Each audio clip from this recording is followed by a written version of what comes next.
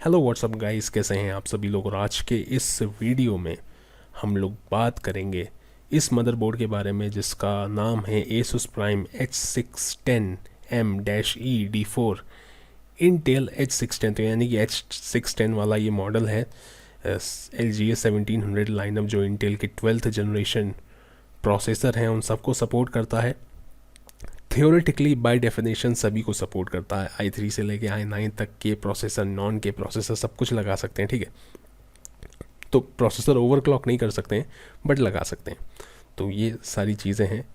तो यहाँ पे हम थोड़ा सा देख लेते हैं कि ये DDR4 है, PCI 4.0 आपको मिल जाता है, 2 M.2 स्लॉट मिलते हैं, रियल टेक 1 गीगाबिट ईथरनेट मिल जाता है, डिस्प्ले पोर्ट मिल जाता है, HDMI सब आप खुद ही पढ़ सकते हो, ठीक है, मुझे पढ़ने की ज़रूरत नहीं है। तो बेसिकली ये वीडियो मैंने पढ़ने के लिए नहीं बनाया है कि ये क्या क्या इसके अंदर है। हम कुछ और चीज़ों के बारे में बात करेंगे, ठीक है। तो बहुत सारे लोग जो मदरबोर्ड ख़रीदते हैं प्रोसेसर के लिए या प्रोसेसर के संग मदरबोर्ड ख़रीदते हैं, मैंने ये देखा है काफ़ी सारे लोगों की जो अप्रोच है वो ये रहती है कि अगर प्रोसेसर 10,000 का है तो मदरबोर्ड 5 या 6,000 का हो, ज़्यादा से ज़्यादा 7,000 का हो। और प्रोसेसर अगर 20,000 का है तो हम महंगा मदरबोर्ड ख़रीद सकते हैं। तो इस तरीके से ख़रीदा जाता है। अब देखिए, अगर बजट का इशू है, आपका बहुत टाइट बजट है, तब तो बात अलग ही है फिर, है ना। लेकिन अगर आप ये सोचते हैं कि अगर प्रोसेसर 10,000 का है तो मैं उसके लिए 8,000 का बोर्ड तो नहीं लूँगा, फिर तो मैं 5-6,000 का लूँगा। 10,000 के प्रोसेसर के लिए 8,000 का या 10,000 का बोर्ड लेने का कोई मतलब नहीं बनता। तो देखिए, प्रोसेसर के लिए मदरबोर्ड या प्रोसेसर मदरबोर्ड का कॉम्बिनेशन कभी भी ऐसे नहीं ख़रीदा जाता है, ठीक है। ये देख के लिया जाता है, एक अगर आप थोड़े से इंथुजियास्ट टाइप के पर्सन हैं, कंप्यूटर के थोड़े गीकी टाइप के पर्सन हैं, अगर आपको ये चीज़ नहीं पता थी तो मैं बता देता हूँ। इस चीज़ को थोड़ा सा ध्यान में रखिए कि प्रोसेसर की TDP कितनी है, कितना पावर वो कंज्यूम कर रहा है, ठीक है। अब पावर कौन देता है? पावर देती है आपकी पावर सप्लाई। लेकिन जो पावर सप्लाई होती है वो क्या करती है, वो सीधे सीधे 12 वोल्ट उठा के पटक देती है बोर्ड के अंदर, ठीक है। तो यहाँ पे आपका ये सेक्शन आपका 12 वोल्ट लेता है, ठीक है। प्रोसेसर आपका सीधे सीधे डायरेक्ट 12 वोल्ट करंट पे नहीं चलता। प्रोसेसर को कभी 0.9 चाहिए होता है, कभी 1.0 चाहिए होता है, ठीक है। तो उसके मन मुताबिक करंट उसको देती हैं पावर स्टेजेस, ठीक है। मैंने पूरी सीरीज़ मदरबोर्ड के VRM पे बनाई है, आप चाहें तो चैनल पे जाके चेक कर सकते हैं। लेकिन फ़िलहाल यहाँ पे मैं बेसिक समझाऊंगा, ठीक है। तो ज़रा कुत्ते भौंकने लगे बाहर, ठीक है।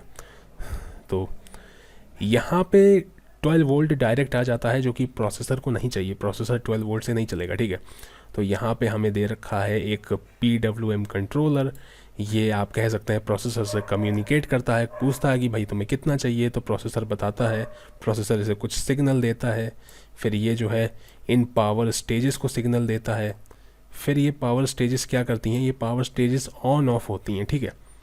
ऑन ऑफ होने से क्या होता है, ये जो आप चौकोर चौकोर डब्बे देख रहे हैं इनको इंडक्टर बोलते हैं। लेकिन जब ये पावर स्टेजेस ऑन ऑफ होती हैं, है ना, तो होता ये है कि जैसे ही ऑन होती है इसके अंदर करंट भर जाता है, मतलब वोल्टेज भर जाता है, और जैसे ही ऑफ होती हैं वो धीरे धीरे ड्रॉप होता है, ठीक है। तो पावर स्टेज क्या करती है कि ऑन ऑफ होके एक वोल्टेज बनाने की कोशिश करती है। जैसे कि इसमें तो 12 वोल्ट आ रहा है ना। प्रोसेसर को चाहिए 0.9, ठीक है। तो ऑन ऑफ होगी तो इसके अंदर वोल्टेज भरेगा, वोल्टेज ड्रॉप हो जाएगा। जैसे कि 1.3 वोल्ट भर गया, फिर ड्रॉप होकर 0.7 चला गया। जैसे ही 0.7 जाएगा वैसे ही फिर यहाँ पे जो आप कह सकते हैं जो मॉसफेट लगा हुआ है ये ऑन हो जाएगा और फिर से वोल्टेज आ जाएगा। तो इस तरीके से वोल्टेज मेंटेन किया जाता है। जब प्रोसेसर को ज़्यादा चाहिए होता है, प्रोसेसर फिर इससे PWM कंट्रोलर से बोलता है कि अब मुझे 1.1 चाहिए। तो इसकी ऑन होने की जो टाइमिंग है, इसमें PWM कंट्रोलर हल्का सा चेंजेस कर देता है और फिर थोड़ी ज़्यादा देर के लिए जो पावर स्टेज है वो ऑन हो जाती है। और अगर प्रोसेसर कहता है मुझे 0.7 से थोड़ा सा कम चाहिए, तो जो ऑफ टाइमिंग है वो हल्की सी बढ़ जाती है, ठीक है। तो ये सारी चीज़ें होती हैं। होता ये है कि ये जो आप देख रहे हैं, मैं थोड़ा सा आपको दिखा देता हूँ। ये यहाँ पे ये होते हैं ऑन ऑफ, ठीक है, ये ऑन ऑफ होते हैं, एक हाई साइड होता है, एक लो साइड होता है, ठीक है। तो ये ऑन ऑफ होते हैं और ये इसके अंदर बिजली को भर देते हैं, फिर यहाँ से बिजली फ़िल्टर होती है कैपेसिटर से और यहाँ चली जाती है प्रोसेसर के अंदर, ठीक है। तो ये सारी चीज़ें होती हैं। तो यहाँ पे कहने का मतलब मेरा ये है कि अगर आप प्रोसेसर ले रहे हैं तो कुछ उसकी टीडीपी होगी और उस हिसाब से आपको फिर मदरबोर्ड डिसाइड करना पड़ेगा। और आप फीचर्स में कॉम्प्रोमाइज़ कर सकते हैं, लेकिन अगर किसी बोर्ड का पावर स्टेज ज़्यादा अच्छा नहीं है, वीआरएम ज़्यादा अच्छा नहीं है, तो फिर वो मदरबोर्ड आपको नहीं लेना चाहिए, ठीक है। तो ये सारी चीज़ें हैं। अब ऐसा भी हो सकता है कि एक सस्ता चिपसेट हो और एक महंगा चिपसेट हो, लेकिन दोनों ही चिपसेट में वीआरएम ऑलमोस्ट आइडेंटिकल हो और फ़र्क हो फीचर का। जो महंगा चिपसेट वाला बोर्ड हो वो फीचर की वजह से महंगा हो, और अगर प्रोसेसर जो है वो ज़्यादा पावर कंज्यूम करने वाला प्रोसेसर है तो उस केस में भी ऐसा मदरबोर्ड नहीं लेना चाहिए, ठीक है। तो यहाँ पे मैंने एक इमेज खोल रखी है, ये एज़रॉक का टाइची मदरबोर्ड है और आप देख सकते हैं कि कितनी सारी पावर स्टेजेस हैं। यहाँ पे डी आर मॉस आईसी का इस्तेमाल हुआ है जिसमें हाई साइड लो साइड इनबिल्ट होता है। तो ये जो आईसी है ये सिंगल आईसी है, आपको यहाँ दो अलग अलग मॉसफेट नहीं दिख रहे होंगे, ठीक है।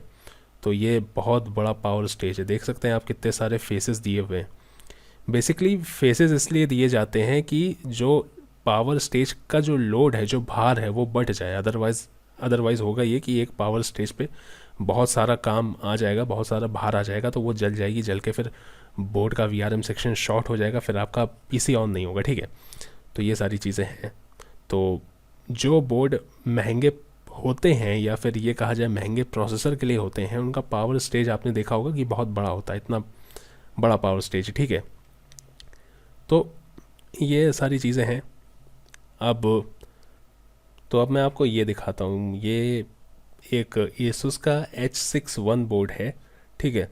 और इसमें आप देख सकते हैं कि यहाँ पे बेसिकली ये 3 इंडक्टर दिए हुए हैं, या ये यहाँ पे हाई साइड लो साइड मॉसफेट दिए हुए हैं। यहाँ पे थोड़ा जूम कर लेता हूँ मैं इस तरफ, ठीक है। तो हाई साइड लो साइड, हाई साइड लो साइड मॉसफेट आपको दिख रहे होंगे। और यहाँ पे भी एक हमें चोक मिल जाती है, लेकिन ये वाला जो पोर्शन है, ये वाली जो चोक है, ये एसओसी के लिए रिज़र्व है, यानी कि सिस्टम ऑन चिप के लिए। जो वीआरएम है वो दो चीज़ों को पावर देता है, प्रोसेसर को, और जो नॉर्थ ब्रिज होते हैं, साउथ ब्रिज होते हैं, जो आईसीज होती हैं, उनको भी पावर देता है, ठीक है। कुछ आईसी ऐसी होती हैं जो कांस्टेंट करंट से चल जाती हैं, लेकिन जिन आईसी को प्रोसेसर की तरह मन मुताबिक करंट चाहिए होता है, फिर उनको वैसे फिर करंट मिलता है, ठीक है। तो ये सारी चीज़ें हैं। तो कुछ बोर्ड में 2 पावर स्टेजेस रिज़र्व होते हैं, कुछ में 1 होता है, तो कुछ में 3 भी हो सकते हैं, डिपेंड करता है कितना बड़ा वीआरएम है, किस तरह से डिज़ाइन किया गया है, फेज़ डबलर लगाए गए हैं या ट्रू फेजेस हैं। फेज़ डबलर बेसिकली ये होता है कि अब जैसे PWM है, PWM जो है वो 4 अलग अलग सिग्नल जनरेट कर सकता है, ठीक है। तो 4 फेजेस उससे कनेक्ट किए जा सकते हैं। लेकिन मदरबोर्ड में PWM ऐसा है, PWM कंट्रोलर जो है, जैसे इसमें यहाँ पे दिया हुआ है, वो ऐसा है कि 4 फेजेस उससे कनेक्ट किए जा सकते हैं, लेकिन मदरबोर्ड में 8 फेजेस हैं। तो ये बेसिकली ऐसे करते हैं कि एक आईसी लगाते हैं जो इक्वली 2 पावर स्टेजेस के अंदर करंट को, वोल्टेज को डिस्ट्रीब्यूट कर देती है। तो एक ही टाइम पे 2 पावर फेस काम करते हैं, तो 2 पावर फेस बेसिकली एक ही फेस की तरह काम करते हैं। होता ये है कि करंट बट जाता है तो लोड नहीं होता है, तो फेस डेवलपर से थोड़ा सा जो है वो भार कम हो जाता है पावर स्टेज का, ठीक है। ये सारी चीज़ें होती हैं, है ना। तो ये सब कुछ है। तो मैं क्या कहने चाह रहा था, हाँ, मैं इस मदरबोर्ड को यूज़ करता हूँ, मैं इसमें यूज़ करता हूँ i5 2400, ठीक है। तो मैं अभी भी यूज़ कर रहा हूँ इसको, और i5 2400 की जो TDP है वो है 95 वाट्स की, ठीक है। बाकी मुझे नहीं पता कि बूस्ट क्लॉक उसकी कितनी है, फिर कितना जाता है, ठीक है। तो मैं बहुत पुराना प्रोसेसर है, मुझे अब उसके स्पेक्स याद भी नहीं है, ठीक है। तो ये सारी चीज़ें, बाकी TDP मुझे मालूम है 95 वाट की उसकी TDP है ना। तो ठीक ठाक टीडीपी है, लेकिन इस मदरबोर्ड पे काम कर रहा है, इसके ऊपर कोई हीट सिंक नहीं लगा है, कुछ नहीं लगा है, ठीक है। 95 वॉट की उसकी टीडीपी है, ठीक ठाक चल रहा है।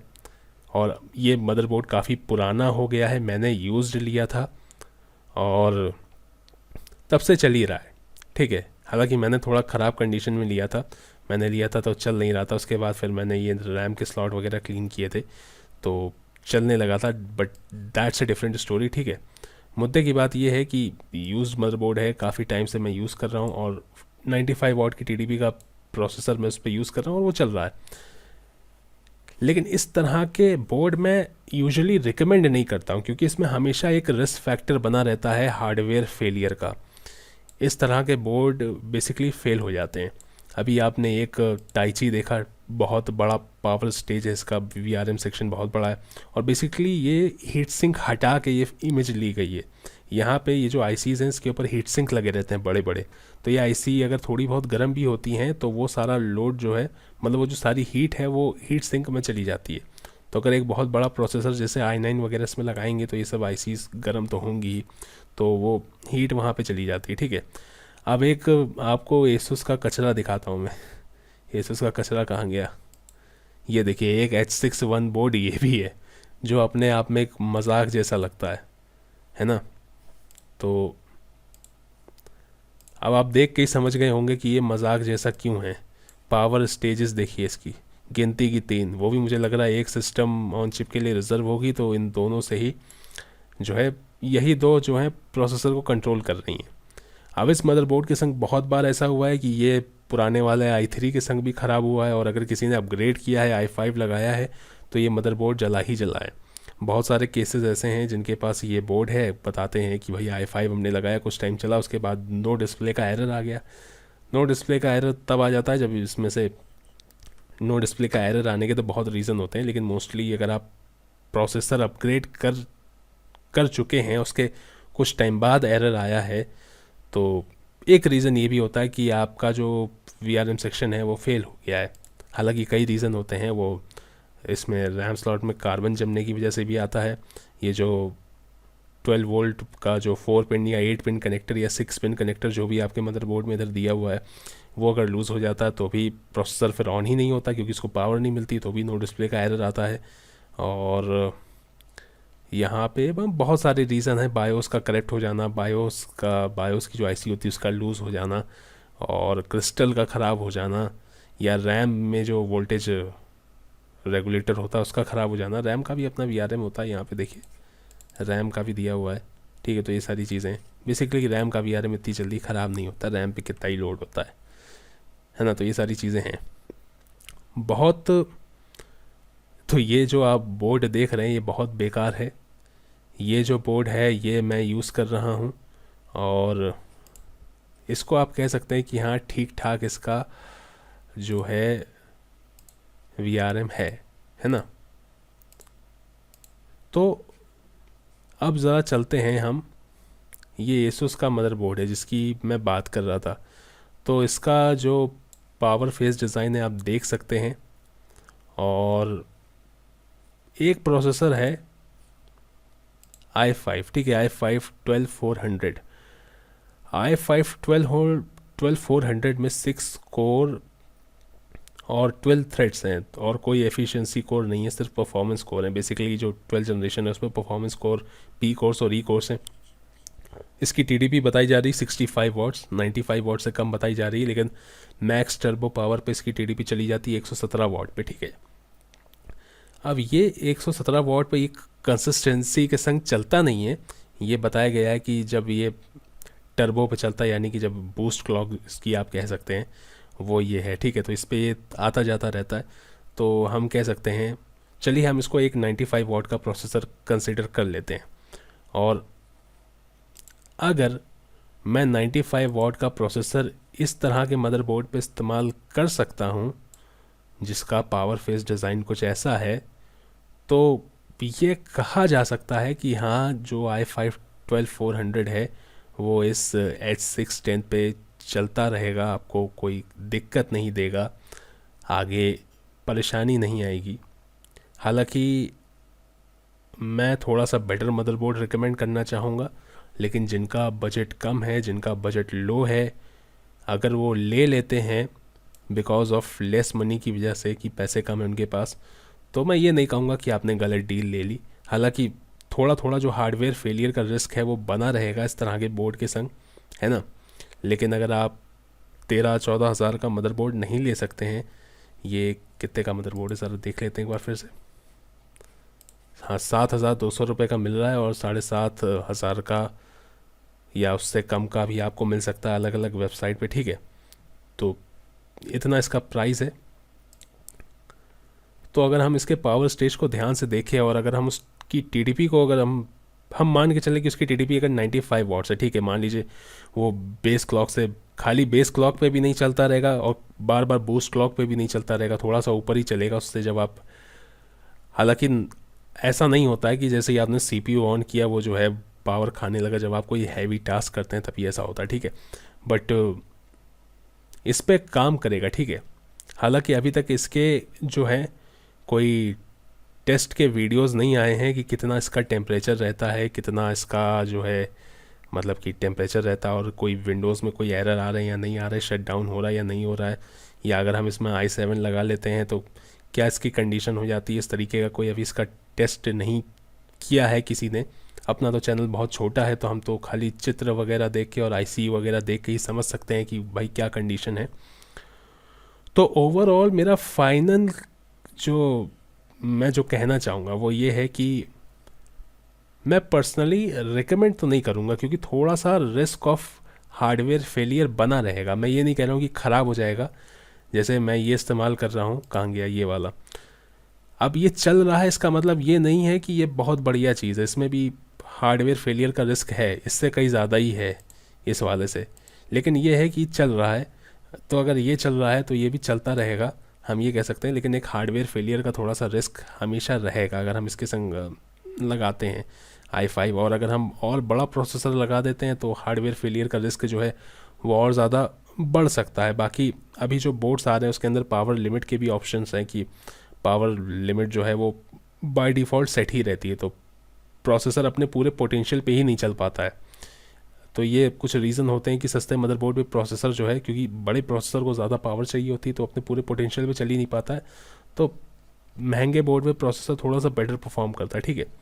लेकिन आई थिंक कि i5-12400 जैसे प्रोसेसर के लिए तो ये ओके बोर्ड है, ठीक है। मैं पर्सनली थोड़ा बेटर बोर्ड रिकमेंड करना चाहूँगा, लेकिन क्योंकि ये बोर्ड कम पैसों में मिल रहा है तो अगर कोई बजट को ध्यान में रखते हुए ख़रीद लेता है तो मैं ये नहीं कहूँगा कि गलत चीज़ उसने ले ली, है ना। हालांकि मैं कोई 8,000 9,000, 8-9 तो नहीं, लेकिन हाँ 10,000 से गीगाबाइट के B660 बोर्ड शुरू होते हैं। मैं कोई 10,000 का B660 बोर्ड इसलिए रिकमेंड नहीं कर रहा हूँ जस्ट बिकॉज वो B660 है, इसका मतलब ये नहीं है कि उसकी पावर स्टेजेस इससे बेटर हैं, है ना। B660 एक सस्ते B660 का मतलब यही है कि उसमें आपको जो है ज़्यादा AIO के ऑप्शन, AIO कह रहा हूँ, ज़्यादा इनपुट आउटपुट IO के ऑप्शन दे दिए जाएंगे आपको, जो है वो PCIe 4.0 लेन मिल जाएगी SSD के लिए, इसमें दोनों 3.0 हैं। हो सकता है गीगाबाइट की बजाय आपको इंटेल की, गीगाबाइट कह रहा हूँ, रियल टेक की बजाय इंटेल की लैन आपको देखने को मिल जाए, तो ये सारी चीज़ें उसमें हो सकती हैं। 2 की बजाय 4 रैम स्लॉट देखने को मिल जाए, बट ज़रूरी नहीं है कि जो B660 है उसका पावर फेस डिज़ाइन इससे बेटर हो। तो मुझे गीगाबाइट में ये दिखा कि गीगाबाइट वालों ने एक हीट सिंक लगा रखा है और पावर स्टेज मुझे थोड़ा आइडेंटिकल ही लगा इसके। तो अगर आपको B660 के संग जाना है तो थोड़ा अच्छा ही बोर्ड लें, 13,000-14,000 खर्च करें। अदरवाइज़ अगर बजट में रहे कि PC बिल्ड करना चाहते हैं और i5-12400 जैसा प्रोसेसर ले रहे हैं तो ये ठीक ही है ना। एक बोर्ड है एज़रॉक का B660 HDV करके कोई बोर्ड है, तो पावर फेस डिज़ाइन बिल्कुल ऐसा ही है, बट ये है कि वो B660 बोर्ड है तो उसके कुछ अपने जो है USB को लेके एडवांटेजेस हैं, M.2 को लेके एडवांटेजेस हैं, और हो सकता है कि फ्यूचर में आने वाली इंटेल की जनरेशन जो है उस पर सपोर्ट करे, इस पर ना करे। तो ये सारी चीज़ें हैं, ठीक है। तो फाइनल मेरा जो मुझे कहना था, मैं यही कहूँगा कि जिनका बहुत टाइट बजट है वो ले सकते हैं, पीसी बिल्ड कर सकते हैं। ये ना सोचें कि हम जो है 800 कह रहा हूँ 8,000 या 9,000 रुपये लगा के B660 ले लेंगे तो वो इन टर्म्स ऑफ VRM इससे बेटर होगा, यानी कि वो बेटर तरीके से प्रोसेसर को हैंडल कर पाएगा। लेना चाहें तो ले सकते हैं, B660 के अपने एडवांटेजेस हैं, मैं मना नहीं करूँगा, ले ठीक है। लेकिन इन टर्म्स ऑफ VRM और प्रोसेसर को अच्छे तरीके से हैंडल करना, उसमें भी एक सस्ता B660 ज़्यादा कुछ रोल प्ले करेगा नहीं, है ना। तो ये सारी चीज़ें हैं। तो आई होप वीडियो आपको पसंद आया होगा। वीडियो अच्छा लगा तो वीडियो को लाइक कीजिएगा, मन करे तो चैनल को सब्सक्राइब कर लीजिएगा और बेल आइकन को भी प्रेस कर लीजिएगा। फिलहाल के इस वीडियो में इतना ही। मैं आपसे नेक्स्ट वीडियो में मिलूंगा, तब तक के लिए बाय बाय।